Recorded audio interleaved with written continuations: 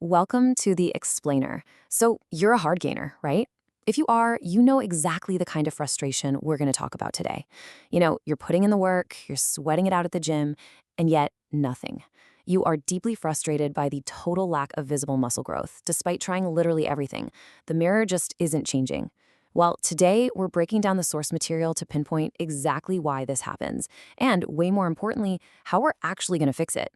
Okay, let's dive into this. Because the question of why you're skinny but not gaining muscle perfectly captures this incredibly painful plateau that so many people hit. You know the drill. You're working out consistently, but you're seeing absolutely zero physical changes. None. Honestly, you might even be thinking your genetics are just totally stacked against you at this point.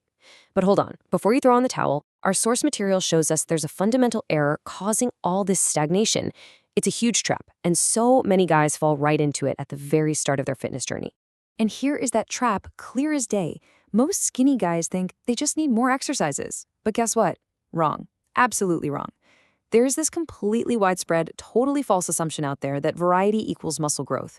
It's like people think if they just keep adding more exercises or, hit the muscle from a dozen different crazy angles, it'll magically force it to grow. But the data, it actually tells us the exact opposite. Adding all those extra exercises to your routine is literally the very thing keeping you skinny.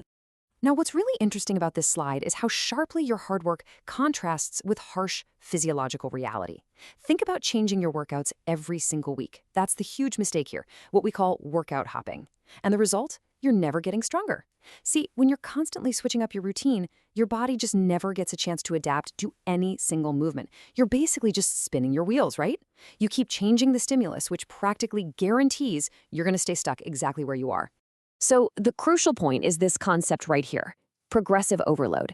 This right here is the undeniable, scientifically backed solution we have to focus on.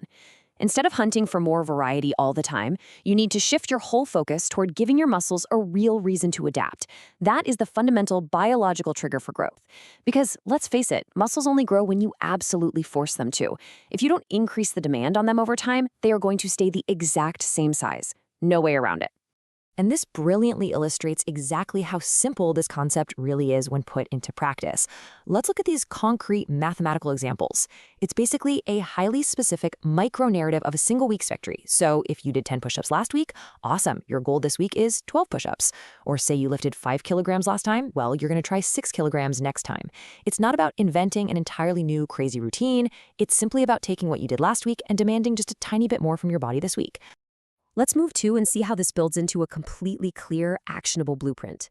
These 4 steps are basically your marching orders for transforming your physique.